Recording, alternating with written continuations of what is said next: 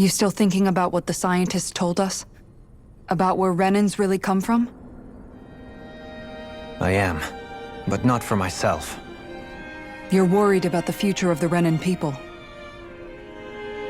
The fact that our people have been the same this whole time will only give the Danans further reason to resent us. But you still intend to confront this truth head-on, don't you? Well, I did declare that I would live my life for the living, and not the dead. Even as I dream of retirement, I shall remain dedicated to the cause. I'm sure you'll do great. Now that I think about it, I don't believe I've ever heard you criticize or reproach us Renans even once. I'm no saint. I have skeletons in my closet too. There was definitely a time when I hated Renans for who they were. I hated them just for being Renan. But you changed that, Dohalim. You gave me an opportunity to see them in a different light. Thanks to your reforms, we were able to stand next to Renans not as slaves, but as equals for the first time in our lives. Of course, I'm sure there were some Renans who still hated us on the inside. But we knew that not all of you were like that. There were those of you who were good, and that was a start. When it comes down to it, Renans are just people. They can be good or bad, just like Danans. That is, in essence, the heart of your approach, isn't it? That we're all people. Yeah, it is. When you can pull someone aside and talk to them one-on-one, then you have the chance to come to an understanding. But as soon as you stereotype, that chance goes away, and you stop thinking of them as people that you can relate to. I understand what you're saying, but we're talking about massive numbers of Renans and Danans alike. Realistically speaking, surely they won't all be able to get along. Even if we end up butting heads with one person, maybe we'll find better luck among their friends. If we can build a society that works like that, that'll be something worth nurturing and protecting. So you wish for people to form real bonds and do away with the hierarchy outright? To deal with one another as humans, and nothing more? That's the ideal future you hope to see when this is all over? Yes, I do. I think it would make for a fine tribute to my brother's legacy.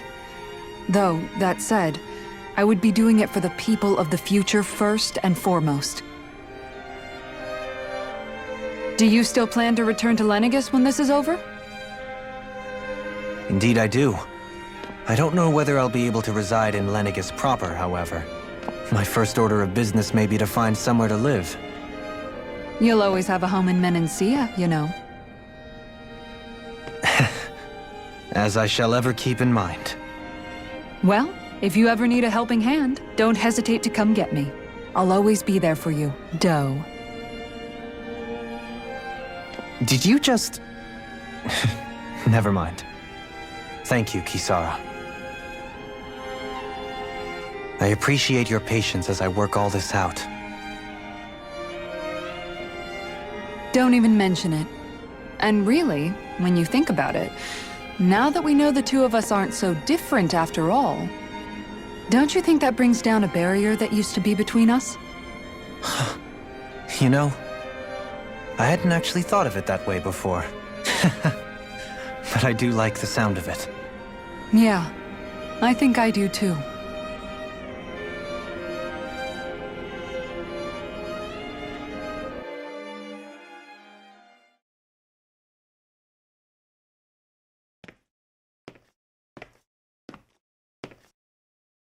Hey, why'd you call me here? Was there something you wanted to talk about? Well, if everything we've heard about the Great Spirit is true, then we're getting close to our final battle. So I wanted to apologize while I can. Apologize? For what? I was being real stupid before, about whether Dana's will had been controlling us and all that. I get why you're angry now. Anybody would be if something they trusted was being questioned. So, I'm sorry, Rinwell. Really. I should have kept my mouth shut. No, Law. Honestly, I think you might have been onto something. Of course you were worried. Who wouldn't be if they found out there might be some invisible force pulling our strings this whole time? But you really trust Dana's will, don't you? Is it because you can sense it a lot more than the rest of us? Because you can understand it? Yeah, I think that might be part of it. But I think I also want to believe it's good. Believe? Remember how I used to really resent coming from a family of mages? Yeah, of course. Because you were always on the run and had to live in hiding. When we rescued Zephyr and I finally decided to come along with you all, something changed inside me. It was the first time I felt like my powers had any meaning, even if that meaning was only helping you guys fight. Then, when I felt Dana's will, I was overwhelmed by how vast and warm it was. It made me want to believe my powers were made to connect with it. It made me believe I had a bigger purpose. So that's why you hope it doesn't turn out to be bad. You almost need it to be kind. Yeah. Well, alright. Then I promise I'll lay off bad-mouthing it. You will? There's no way for me to know for sure one way or the other, right?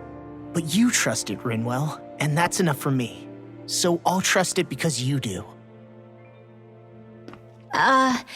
Remember what I said about neither planet's great spirit reaching us here? Yeah? That's not quite true. I can feel just a little bit of Rena's inside you and everyone else. You... what? I sensed it when we first got here. It's a really small amount, so it doesn't feel like it has a will of its own. But I think that's how Dana's energy probably is too. So you're saying there's a little bit of Dana's will inside each of us? In a way, doesn't that mean we're all Dana's will? What? Well, like you said, unless Dana's energy comes together, it has no will. So if we all have a little bit of Dana's astral energy inside us... Yeah, maybe... Effort 35 might know the answer. But, you know what? I don't need to ask it. My will is my own. I fight for who I want to fight for. That's who I am now. Who I've become.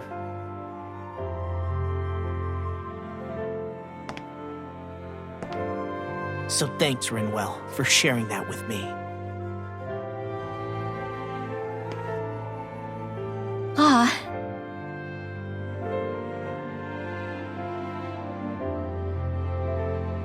To be honest, the only reason I was suspicious of Dana's will, well, I mean, it mostly was...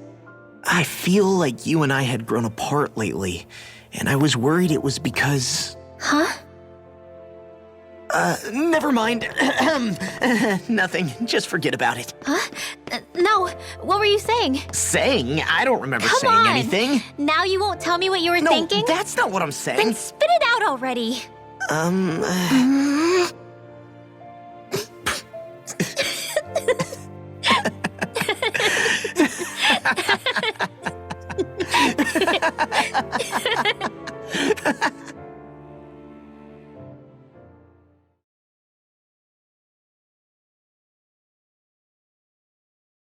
You sure you don't want to get some rest? I can't. I've got too much on my mind. Especially knowing how close our last battle is. How are you doing, Shionne? Same as you, still trying to absorb everything.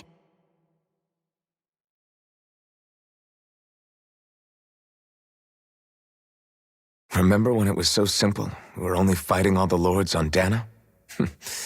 All of that feels like a lifetime ago, doesn't it? Ages and ages ago. Everything that's happened since we first met.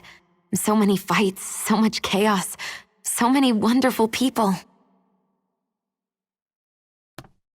If I hadn't run into you that day, well, I wouldn't have met all of you. I never would have held the blazing sword or looked for something more.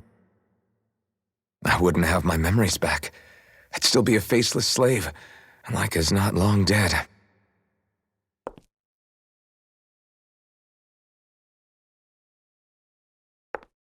Hey, Alphen. I want you to promise me something. Yeah? If we can't find the Rena's Alma, there's something I want you to do. Like Hevrecht 35 said, the only way we can end the Great Spirit for good is to go after both the main body in Rena and the thorns in me. I need you to promise me, Alphen, that if for some reason we can't get the Rena's Alma back, you'll use the blazing sword to destroy the Great Spirit, and me along with it. Huh? It's true the blazing sword may not have the strength of the Rena's Alma, but it's taken us this far. It's slain lords and beasts. At the very least, it has to be worth a try. You can't be serious. Have you forgotten everything Listen, that we've... the Great Spirit isn't just our problem. It's a threat to our entire world, Renans and Danans alike. We don't know what's going to happen when we face it, but we need to be prepared for anything. We can't second-guess ourselves when the time comes. I promise you, I'm not planning on going anywhere. I'm prepared to fight with absolutely everything I've got. But if it comes down to it, I need you to be prepared too.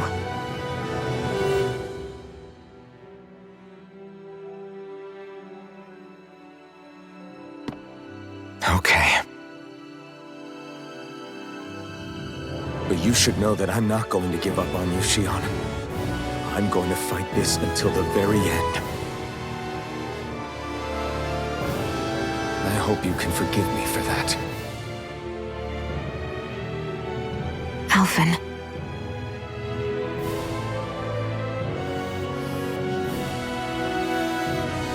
Okay, I understand. And I'll forgive you. Thank you, Shionne. So it's a promise then?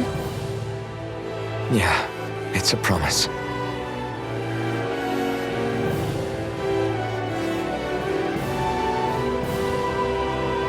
I remember how I felt the first time you touched me. My thorns made any contact a mistake no one would ever make twice. After they'd seen what could happen, fear would always linger behind their eyes. In my entire life, I never had someone willingly reach out to me. But when you reached out to me and gently took my hand, you didn't react at all. It was so easy for you. I don't have words for the shock I felt in that moment. That's because I couldn't feel pain back then. Even once you could, though, you still chose to keep reaching out to me.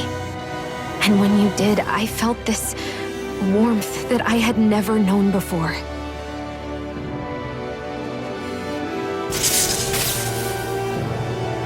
But still, I hate having to see you suffer through it every time you do.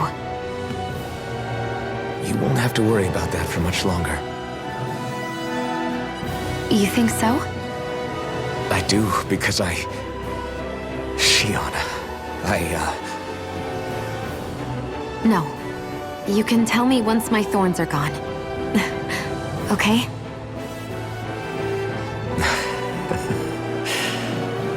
Yeah. Okay.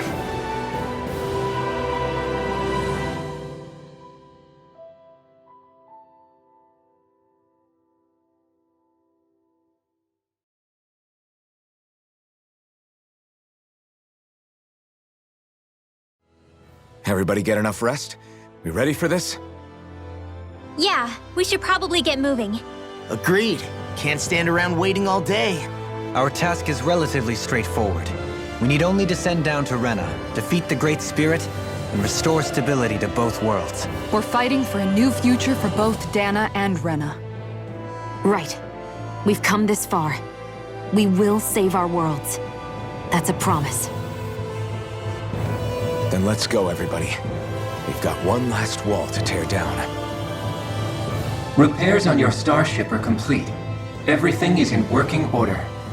Is that you, Hevrek 35? You can see us from where you are? I can. I can see anywhere within the bounds of Dake Faisal. Sounds like someone's a peeping Tom. Maybe we should give Hevrect 35 a break. It has been stuck in this tiny facility for a very, very long time. I have unlocked all functions on your starship. You can now make use of its warp drive. Warp drive? Wait, you mean like what the Red Women used on us? What brought us here? It's possible that the Red Women may have found a way to activate it on the starship. They are Helganquil, after all. Using the warp drive, you should be able to breach Rena's atmosphere without being detected. Wait, should? You'll need to be careful. Due to the force field surrounding Rena, the ship will be unable to go any further than the surface of the planet. So, once we reach the shell, it appears we'll have to infiltrate the core by foot. Understood. We gotta go all the way down just walking? Will all the Helganquil go back to normal once we defeat the Great Spirit? I have a strange feeling we're going to have to fight them before this is all over. The extinction of my people is inevitable at this stage. As such, it would be illogical to risk the success of the mission in a vain attempt to save my kind. We understand. Can't that thing lighten up a bit? Everything it says seems to be about what's illogical. Well, come on, Doe. Hold up, did you just... You heard the lady. Get going. I have one last question. What? As Sovereign, your identification number indicates that you are well past your predicted life expectancy. Similarly, the Maiden lacks any identification number, as her function should have been rendered unnecessary. Despite this, the two of you continue to exist. Why?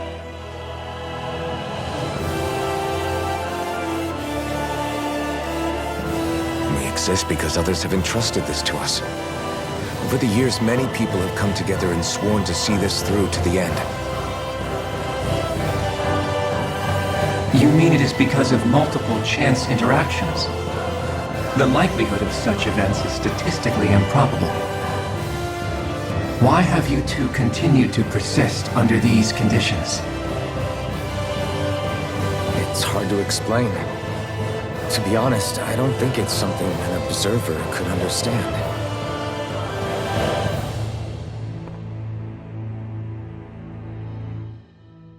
All right, time to get back on the Fall Knights.